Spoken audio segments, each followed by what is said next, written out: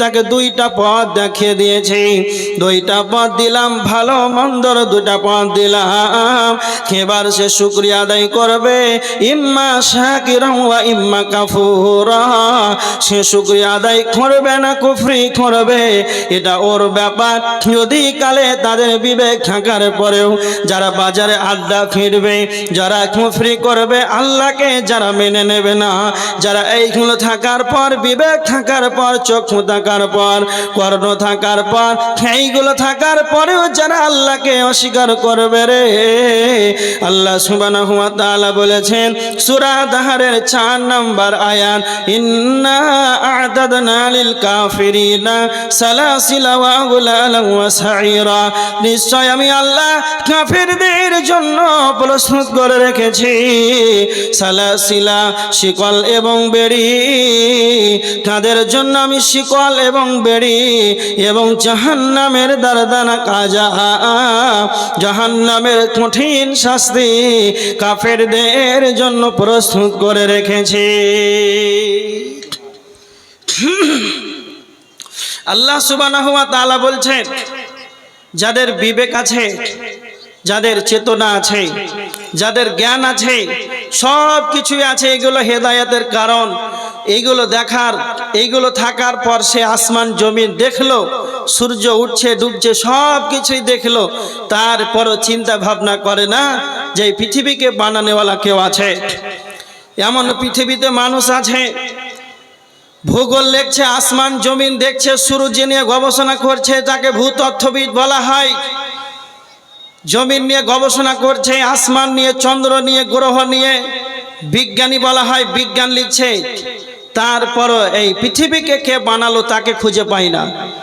এই শ্রেণীর মানুষগুলোই নাস্তিক, এরা কোথায় যাবে? না তো জাহান্নামে যাবে। এবার দেখেন,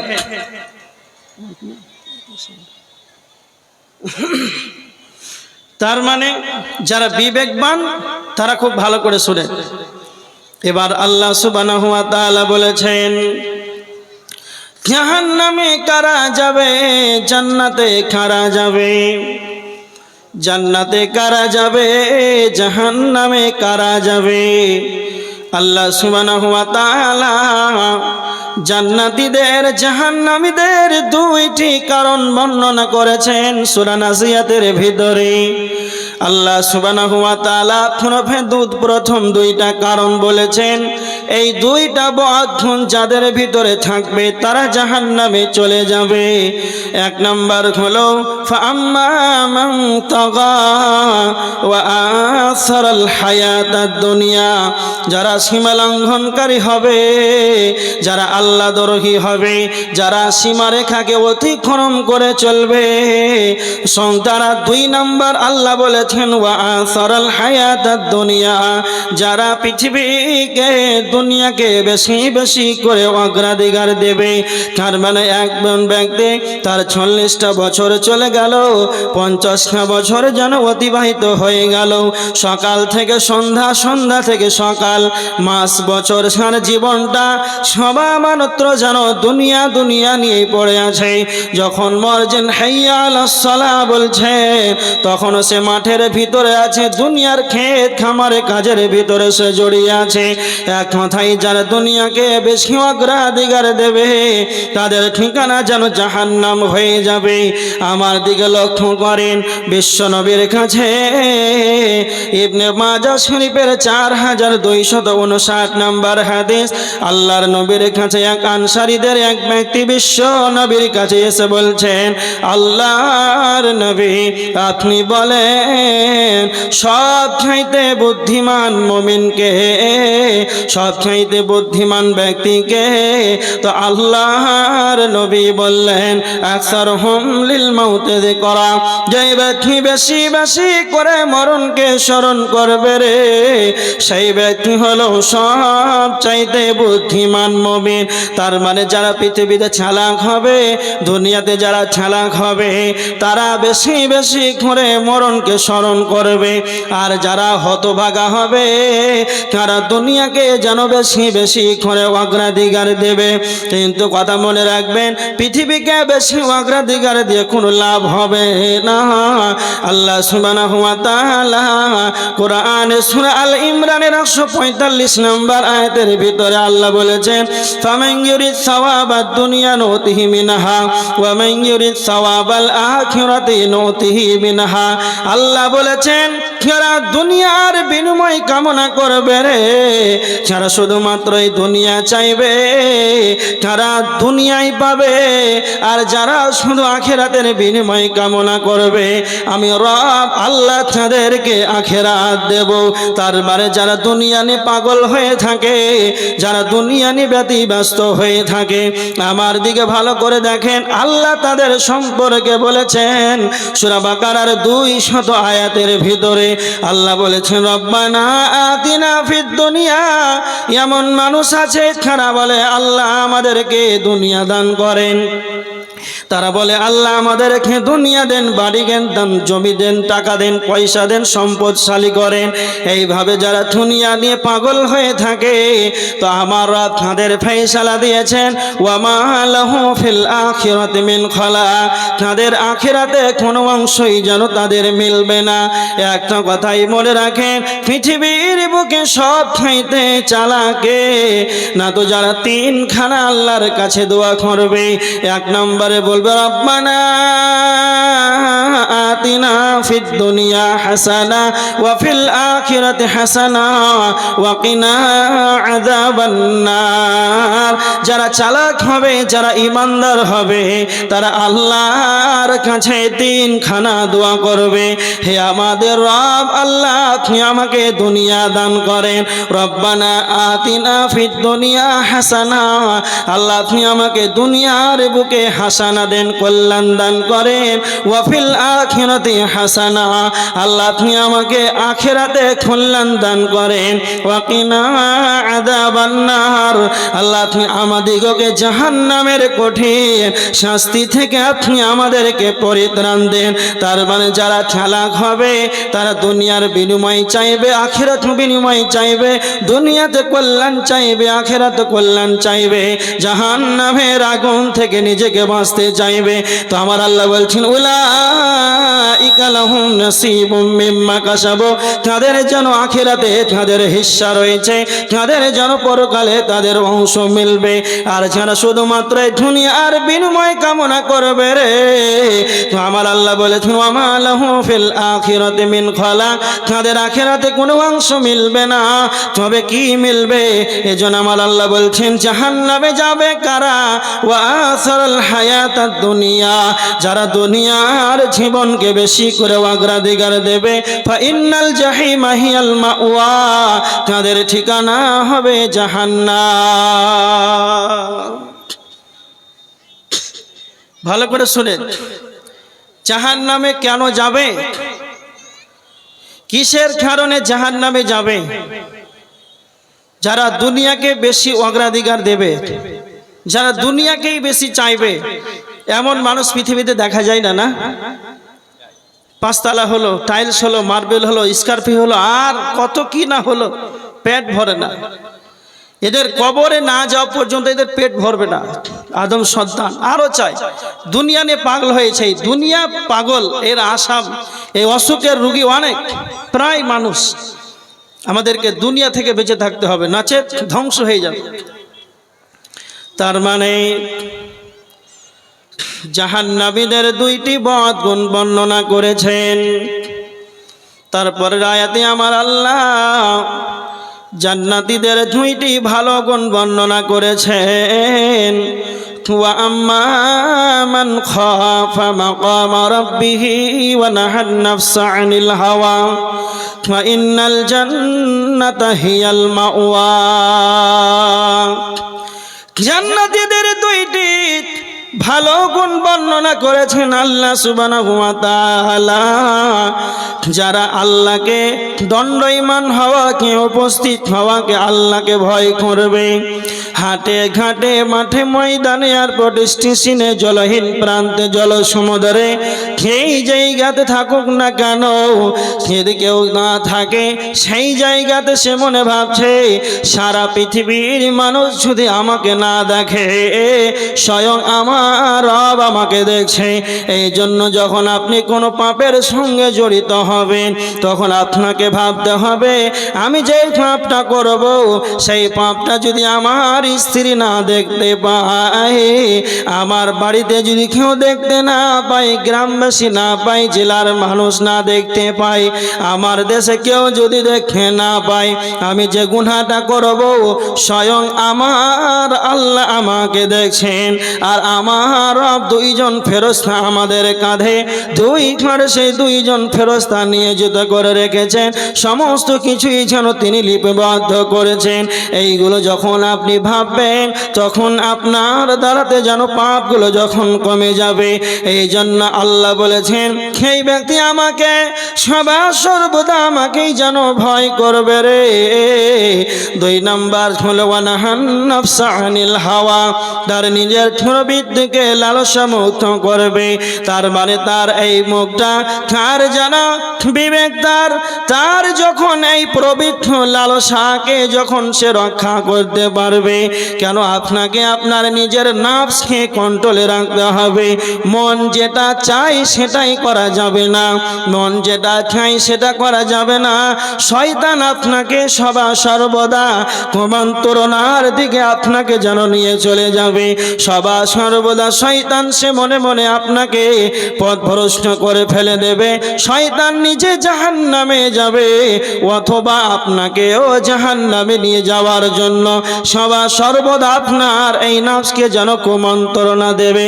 এজন্য আমার রব বলেছেন যার ভিতরে 2টা ভালো গুণ থাকবে, আল্লাহকে আমাকে ভয় করবে, আর ওয়ানাহান নাফসা আনিল হাওয়া, আর নিজের নফসকে কন্ট্রোলে রাখবে, তার প্রবৃত্তিকে লালসা মুক্ত করবে। যারা এই 2টা ভালো গুণ যাদের ভিতরে থাকবে ফাইন্নাল জান্নাতা হিয়াল মাওয়া, তাদের ঠিকানা হবে জান্নাত। 2টি খারাপ গুণ বর্ণনা করলেন আর 2টি ভালো গুণ। যাদের এই খারাপ 2টা বদ গুণ থাকবে জাহান্নাম, আর যাদের এই 2টি ভালো গুণ থাকবে তারা জান্নাতে যাবে। এই জন্য এই আয়াতগুলো খুব তর্জমাগুলো মনে রাখেন। আল্লাহকে ভয় করতে হবে, যেই জায়গায় থাকেন সেই জায়গাতে আপনাকে ভয় করে চলতে হবে। নিজের নফস নিজের মন যেটা চাইবে শয়তান আপনাকে কুমন্ত্রণা দেবে। মেলাতে যাব, চালসাতে বসবো না, ওইখানে বাজারে এত সুন্দর সুন্দর কত বিভিন্ন প্রকার বাজারে রং বিরঙের জিনিস, সেই জায়গাতে ঘুরবো, আমোদ প্রমোদ হাস, এইভাবে জীবনটাকে অতিবাহিত করবো। এই কুমন্ত্রণা খারাপ কুরুচিকার মন্তব্য আপনাকে শয়তান ওয়াসওয়াসা দিবে। এইগুলো থেকে আপনাকে নিজের নফসকে কন্ট্রোলে রাখতে হবে, বেঁচে থাকতে হবে। এবার দেখেন, তার মানে এই সূরা নাজিয়াতের 2টা খারাপ বদগুণ পাওয়া গেল। যারা দুনিয়াকে বেশি অগ্রাধিকার দিবে এবং যারা সীমা লঙ্ঘনকারী হবে, আল্লাহদ্রোহী হবে, তার কারণে তারা জাহান্নামে চলে যাবে। এই 2টা কারণে। আর মানুষ কেন জাহান্নামে যাবে? মানুষ এই তো জাহান্নামে যাবে, তো তবে কেন যাবে? হাদিস তিরমিজি শরীফের 2574 নাম্বার হাদিস। হযরত আবু হুরায়রা রাদিয়াল্লাহু তাআলা আনহু তিনি হাদিসটি বর্ণনা করেছেন। বিশ্বনবী নবী মুহাম্মদুর রাসূলুল্লাহ সাল্লাল্লাহু আলাইহি ওয়াসাল্লাম বলেছেন ইয়াখরুজু উনুকুন মিনান নারি ইয়াউমাল কিয়ামা, কিয়ামতের ময়দানে যখন জাহান্নামকে আনা হবে আর কিয়ামতের ময়দানে জাহান্নামের একটা গর্দান বের হবে। ইয়াখরুজু উনুকুন মিনান নারি ইয়াউমাল কিয়ামা, জাহান্নামের একটা গর্দান বের হবে। কিয়ামতের দিন জাহান্নামের একটা মাথা বের হবে। বিশ্ব নবী বলেছেন লাহু আইনানি তুবসিরানি ওয়া উযুনানি তাসমাআ, মুসলমান, জাহান্নামের দুইটা চক্ষু থাকবে, তা দিয়ে জাহান্নাম যেন দেখতে পাবে। জাহান্নামের দুইটা কর্ণ থাকবে রে, জাহান্নাম তা দিয়ে যেন শুনতে পাবে। ওয়ালিসানুন ইয়ান্তিকু, জাহান্নামের জিহ্বা থাকবে, জাহান্নামের মুখমণ্ডল থাকবে, জাহান্নাম যেন কথা বলতে পারবে। আর জাহান্নাম বলবে ইয়াকুলু ইন্নী উকিলতু বিসালাসাতিন, আল্লাহ সুবহানাহু ওয়া তাআলা আমাকে জাহান্নামকে তিন শ্রেণীর মানুষদের জন্য আল্লাহ আমাকে জাহান্নামকে যেন নিয়োজিত করেছে। তিন শ্রেণীর মানুষকে, তিন শ্রেণীর মানুষদের জন্য আল্লাহ আমাকে জাহান্নামকে যেন নিয়োজিত করেছে। এক নাম্বার হলো বিকুল্লি জাব্বারিন আনীদ, জাহান্নাম বলবে তারা কই যারা পৃথিবীর বুকে অহংকার করেছে, যারা পৃথিবীর বুকে জালেম অহংকারী গুলো কই, যারা গরিব মানুষদেরকে দেখতে পারে নাই, ছোট ছালকে দেখতে পারে নাই, যারা নিজ শ্রেণীর মানুষকে দেখলে যেন তাদের আত্ম অহংকার যেন বেড়ে যেত। এই অহংকার নেওয়ালা কই যারা পৃথিবীর বুকে দাম্ভিকতার সঙ্গে দুনিয়া করেছে, গরিবদেরকে হেয় প্রতিপূর্ণ করেছে, সেই অহংকারী জালেমগুলো কই তাদেরকে দাও, আমি জাহান্নাম যেন তাদেরকে নিষ্পেষণ বানিয়ে দেব। জাহান্নাম দুই নাম্বার বলবে তুমি কুল্লি মান দাআ মাআল্লাহি ইলাহান আখারা, যারা আল্লাহকে বাদ দিয়ে যারা অন্যর কাছে দ্বারস্থ হয়েছে, এক কথাই যারা আল্লাহর সঙ্গে অন্য কাউকে অংশীদার বানিয়েছে, যারা কবরের কাছে মাথা নত করেছে, যারা মাজারের কাছে মাথা নত করেছে, যারা পাথরে মাথা নত করেছে, এক কথাই যারা আল্লাহকে বাদ দিয়ে অন্যর কাছে যারা দ্বারস্থ হয়েছে, যারা শিরকের মতন গুনাহ করেছে, তারা কই আমাকে দাও, আমি জাহান্নাম কেন তাদেরকে নিষ্পেষণ বানিয়ে দেব। তিন নাম্বার বলবে নবিল মুসাফিরিন, যারা ছবি অঙ্কন করত, যারা মূর্তি অঙ্কন করত, যারা চিত্র অঙ্কন করত, যারা মূর্তির ছবি আঁকত, এই ছবি অঙ্কন কারণেওয়ালা কয় আমাকে জাহান্নামকে দাও, আমি তাদেরকে নিষ্পেষণ বানিয়ে দেব। তার মানে কিয়ামতের ময়দানে জাহান্নাম তিন শ্রেণীর মানুষ ধরেকে নাম ধরে ডাকবে। তিন শ্রেণীর মানুষেরা কোথায় আমাকে দাও? এক নাম্বার হলো যারা দুনিয়ার বুকে অহংকার করে চলবে, যারা আল্লাহকে বাদ দিয়ে শিরকের মতন গুনাহ করবে, আর যারা ছবি অঙ্কন করবে, এই তিন শ্রেণীর নাম ধরে ধরে জাহান্নাম ডাকবে, দাও দাও তাদেরকে দাও, আমি জাহান্নাম তাদেরকে নিষ্পেষণ বানিয়ে দেব। আল্লাহ বলেছেন ওয়াকুদুহান নাস, জাহান্নামে মানুষই যাবে, জাহান্নামের ইন্ধন হবে মানুষ। এত সুন্দর মানুষটা কেন দুনিয়ার বুকে এসে কেন জান্নাতে যাবে না, জাহান্নাম যাবে কেন? জাহান্নাম যাওয়ার কারণ এটাই, যারা দুনিয়ার বুকে দাম্ভিকতার সঙ্গে অহংকার করে চলবে, তাদেরকে জাহান্নামে যেতে হবে। ভালো করে শুনেন, জাহান্নামে মানুষ যাবে তো কেন যাবে? মানুষই তো যাবে।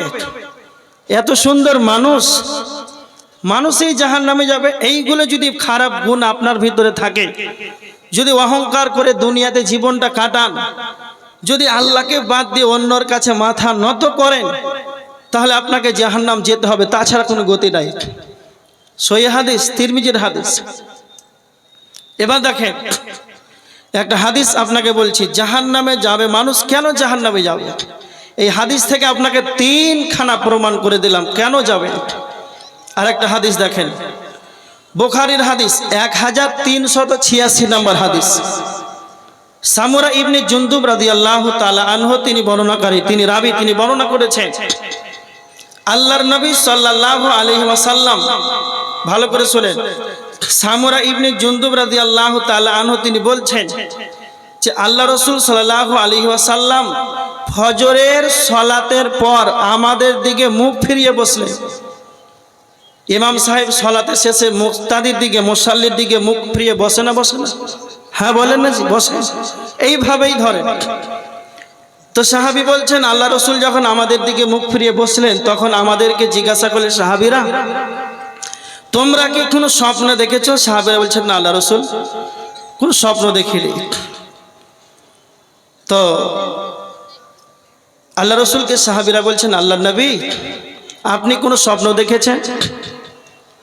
তখন আল্লাহ রাসূল বলছেন হ্যাঁ, আজকে একটা রাত্রে স্বপ্ন দেখেছি। সাহাবীরা বলতে আরম্ভ করলেন আল্লাহর নবী আপনি রাত্রে কি স্বপ্ন দেখেছেন সেটা আমাদেরকে আপনি বলেন। স্বপ্নটা কি ছিল? বিশ্বনবী নবী মুহাম্মদুর রাসূলুল্লাহ সাল্লাল্লাহু আলাইহি ওয়াসাল্লাম যেন বলতে আরম্ভ করলেন সাহাবীরা তোমরা শোনো, দুইজন ব্যক্তি আমার কাছে আসলো। দুইজন ব্যক্তি আমার কাছে আসার পর যেন আমাকে ওপর দিকে নিয়ে গেল। যেতে যেতে যেতে অনেকটা দূর যেন অগ্রসর হয়ে গেলাম। অনেকটা দূর যখন পৌঁছে গেলাম দেখতে পেলাম এক ব্যক্তি যেন চিত হয়ে শুয়ে আছে, আর অপরজন যেন তার মাথায় বড় বড় পাথর দিয়ে যেন তার মাথায় যেন বাড়ি মারে। কার মাথার উপরে পাথরটা মারে এই দৃশ্য দেখতে পেলাম। আর যখনই তার মাথায় পাথরটা মারে আবার পাথরটা যখন আনতে যায় তার মাথাটা যেন পূর্বের ন্যায় হয়ে যায়, আগের মতো হয়ে যায়। আবার পাথরটা এনে তার মাথায় যেন তার ফেলা হয়। এইভাবে তাকে শাস্তি দেওয়া হচ্ছে। বিশ্বনবী তখন বললেন জিবরাইল তুমি বলো এদেরকে কেন এই ধরনের শাস্তি দেওয়া হচ্ছে? তখন জিবরাইল বললেন ইয়া রাসূলুল্লাহ আপনি সামনে বাড়ুন, আপনাকেই যেন পরে বলা হবে। এইভাবে বিশ্বনবী বলছেন সাহাবীরা, নবীজি বলছেন সাহাবীরা জিবরাইল আমাকে আরো উপর দিকে নিয়ে গেল। যেতে যেতে যেতে যেতে অনেকটা দূর অগ্রসর হলাম। অনেকটা দূর যখন চলে গেলাম দেখতে পেলাম তন্দুর চুলার মতো, তন্দুর আখার মতো সেই জায়গাতে যেন চুলার মতো তন্দুর আখার মতো ওপরটা যেন সংকীর্ণতা হয়ে আছে, আর ভিতরটা যেন প্রশস্ত রয়েছে। আর ওই আখার ভিতরে চুলার ভিতরে আগুন দাও দাও করে যেন আগুন জ্বলছে। আর সেই আগুনের ভিতরে মানুষ, কিছু সংখ্যক মানুষ আছে যারা উলঙ্গ ভাবে সেই আগুনের ভিতরে পড়ছে আর যেন চিৎকার করেছে। কেমন ভাবে উলঙ্গ ভাবে তাদেরকে সেই আগুনের ভিতরে ফেলা হয়েছে আর সেখানে যেন চিৎকার করেছে। যখন আমি তাদের চিৎকারটা শুনতে পেলাম তখন আমি জিবরাইলকে বললাম জিবরাইল তুমি বলো এদেরকে কেন এই ধরনের শাস্তি দেওয়া হচ্ছে? তখন বিশ্বনবীকে জিবরাইল বললেন ইয়া রাসূলুল্লাহ আপনি আরো সামনে বড়ুন, আরো সামনে অগ্রসর হন, আপনাকেই যেন পরে বলা হবে। বিশ্বনবী বলছেন আমি আরো সামনে এগাতে লাগলাম। যেতে যেতে যেতে অনেকটা দূর যেন অগ্রসর হয়ে গেলাম। তো সেইখানে দেখতে পেলাম একটা রক্তের নদী। সেই নদীটা পচা দুর্গন্ধময় যেন রক্তের নদী। সেই জায়গাতে এতটা দুর্গন্ধময় পচা রক্তের নদী, সেই জায়গাতে মনে হচ্ছে যেন টিকা যাচ্ছে না। আর এই নদীর ভিতরে মানুষ যেন সাঁতার কাটছে, আর সাঁতার কাটতে কাটতে কাটতে কাটতে নদীর তীরে আসার চেষ্টা করে। আর সাঁতার কাটতে কাটতে যখন নদীর তীর যখন আসে তাদেরকে পাথর মেরে মেরে মেরে মেরে যেন তাদেরকে আঘাত করা হচ্ছে, আবার তাদেরকে নদীর দিকেই যেন ফিরিয়ে দেওয়া হচ্ছে। এই দৃশ্য যখন আমি দেখতে পেলাম সঙ্গে সঙ্গে জিবরাইলকে বললাম জিবরাইল তুমি বলো এদেরকে কেন এই ধরনের শাস্তি দেওয়া হচ্ছে? এবার আল্লাহর নবী তিনখানা দৃশ্য যখন দেখতে পেলেন এবার জিবরাইল তখন বিশ্বনবী নবী মুহাম্মদুর রাসূলুল্লাহ সাল্লাল্লাহু আলাইহি ওয়াসাল্লাম সাল্লামকে বলতে আরম্ভ করলেন, আল্লাহর নবী, আপনি যখন প্রথমে যেটা দেখতে পেলেন তন্দুর আখার, যেটা আপনি প্রথমে দেখতে পেলেন এক ব্যক্তি যেন চিত হয়ে শুয়ে আছে আর অপরজন যেন তার মাথায় যেন পাথর মারে, এইভাবে তখন তাকে শাস্তি দেওয়া হয়। এর শাস্তির কারণ হলো এরা পৃথিবীর বুকে কোরআন শিক্ষা গ্রহণ করেছে, আর কোরআন শিক্ষা গ্রহণ করার পর এরা কোরআন যেন তেলাওয়াত করে নাই, কোরআন শিক্ষা গ্রহণ করার পর কোরআন দিয়ে জীবনটাকে বাস্তবায়ন করে নাই।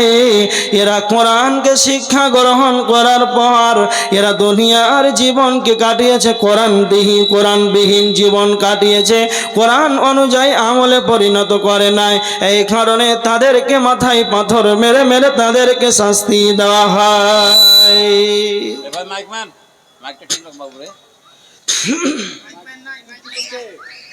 নেই কেন তোমরা ঘষে রেখো নাকি ধরে দেখো।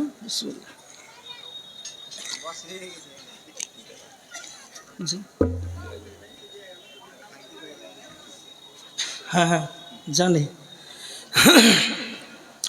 ভালো করে শোনেন।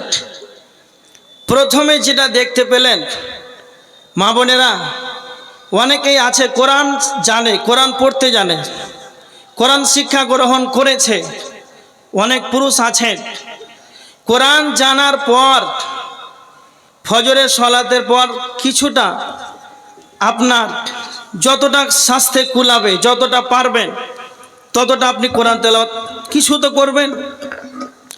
আর বর্তমান সমাজের মানুষ কোরআন তেলাওয়াত দূরের কথা, সলাত আদায় করে ফজর পর কোথায় যায়? যে আপনাদের এলাকায় চায়ের দোকান জানি যায় না, চায়ের দোকান, ডাইরেক্ট চায়ের দোকান।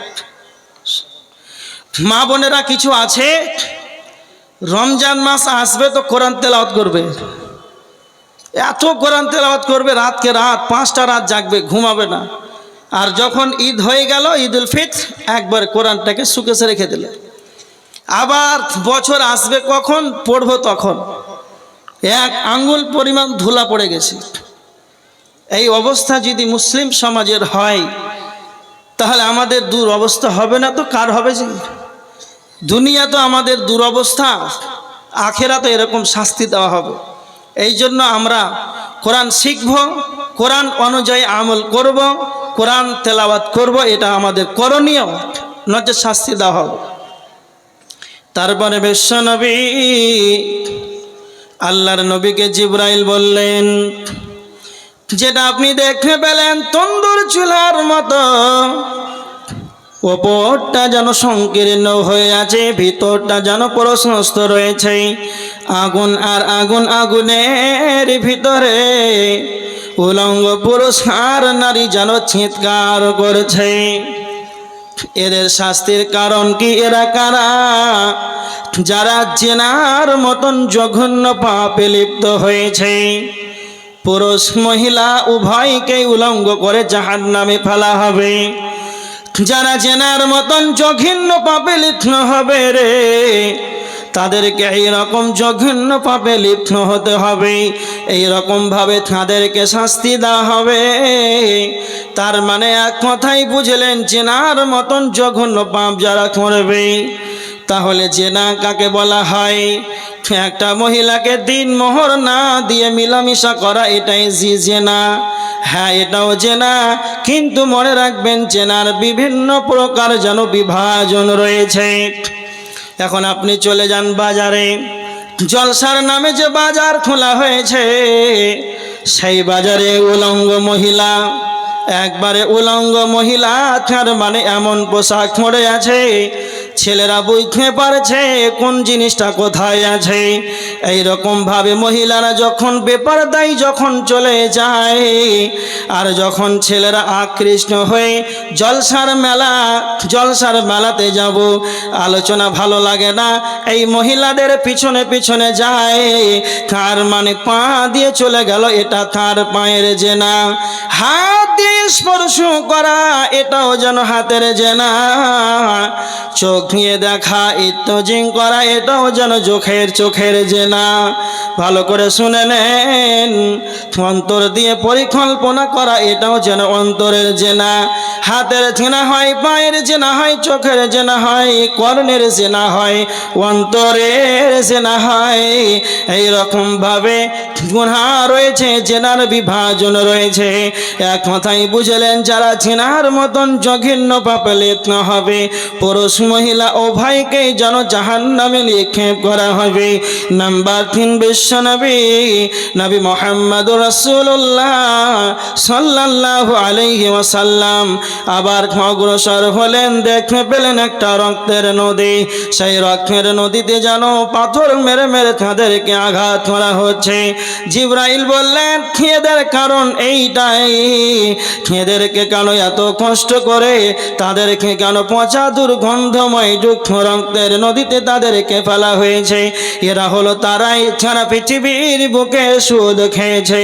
সুদ খেনেওয়ালা, সুদ খানেওয়ালা, সুদ খেনেওয়ালা, সুদ খানেওয়ালা, যারা সুদ দেবে, যারা সুদ খাবে, উভয় যেন সমপরিমাণ একই গুনাহ। যারা সুদ দেবে, যারা সুদ নেবে, যারা সুদ দেবে, যারা সুদ নেবে, তারা একই যেন সমপরিমাণ গুনাহ। তাদেরকে যেন এই রক্তের নদীতে তাদেরকে নিক্ষেপ করা হবে। বর্তমান সমাজ আমরা বিভিন্ন পাপের সঙ্গে জড়িত, কিন্তু আমরা সুদ খাই না, এটাই না? হ্যাঁ, সুদ খাওয়া এত বড় গুনাহ, তার 70টা স্তর রয়েছে। তার নিম্ন শ্রেণীর স্তর, সেটা হচ্ছে মায়ের সঙ্গে জেনা করা। কতটা খারাপ পাপ! কেউ যদি সুদ খায়, সুদের এই পাপের 70টা ভাগ, তার ভিতরে নিম্ন শ্রেণীর ভাগ, সেটা হচ্ছে মায়ের সঙ্গে জেনা করা সমতুল্য পাপ। তাহলে আমরা সুদ, বর্তমান লোন, বন্ধন লোক, মেয়েরাও পাচ্ছে না, বাড়িতে গিয়ে আধার ভোটার অ্যাকাউন্ট বই নিয়ে আপনাকে দিয়ে চলে আসে টাকা, বন্ধন লোন। মা বোনেরা খুব কোরআন তেলাওয়াত করছেন, রমজানে সালাত আদায় করছেন, কপালে ঘরটা ফেলে দিলেন। আর এই সুদ যদি আপনার থাকে, তাহলে তো আপনি ধ্বংস হবেন নিশ্চিত। এই জন্য আমাদেরকে সুদ থেকে বেঁচে থাকতে হবে। এখন আমরা সুদ থেকে বেঁচে থাকবো কি? আরও আমরা অহংকার করি। যারা সুদে টাকা দেয়, এমন মানুষ আছে সুদে এত টাকা দিয়েছে, দিন গেলে 1 লাখ টাকা ইনকাম, কোনো কাজ করতে হয় না, এইরকমভাবে চেয়ারে বসে আছে, 1 লাখ টাকা দিনে ইনকাম, সুদে টাকা ছেড়ে। ওকে যদি বলা হয় যে এই লোকটা সুদখোর, তো তার আত্ম অহংকার আরও বেড়ে যায়। সুদখোর বললে তাকে আরও ভালো লাগে। কিন্তু ওই ব্যক্তিকে যদি বলা হয় এই জেনাখোর, যদি তাকে বলা হয় এই জেনাখোর, তাহলে তার বড্ড কষ্ট হবে। কিন্তু সুদখোর বললে তার কষ্ট হয় না। হায়রে সমাজ, আমরা কোথায় চলে গিয়েছি? সুদ থেকে আমাদেরকে বাঁচতেই হবে, নচেত আমরা ধ্বংস হয়ে যাব। তাহলে জাহান্নামে মানুষ যাবে। তো কেন যাবে? এই সুদ খাওয়ার কারণে মানুষ জাহান্নামে যাবে। তো সুদ কারা খায়? ছাগলে, গরুতে, না মানুষে? কথা বলেন। আল্লাহ বলেছেন ওয়াকুদুহান নাস, জাহান্নামের ইন্ধন হবে মানুষ। তো ছাগলে সুদ খায়, গরুতে খায়, না মানুষে খায়? মানুষে খায়। তো ছাগলটা জাহান্নামে যাবে কেন? মানুষই যাবে। এই জন্য বলা হয়েছে আল্লাহ মানুষকে সুন্দর আবয়ন দিয়ে আশরাফুল মাখলুকাত করে সৃষ্টি করেছেন। আবার বলছেন যে এদেরকে কিছু সংখ্যক মানুষকে জাহান্নামের জন্য বানিয়েছি। তারা কারা? তারা এই গ্রুপের মাল, যারা সুদ খাবে, জেনার মতন জঘন্য কাজ করবে। এর কারণে তাদেরকে জাহান্নামে শাস্তি দেওয়া হবে।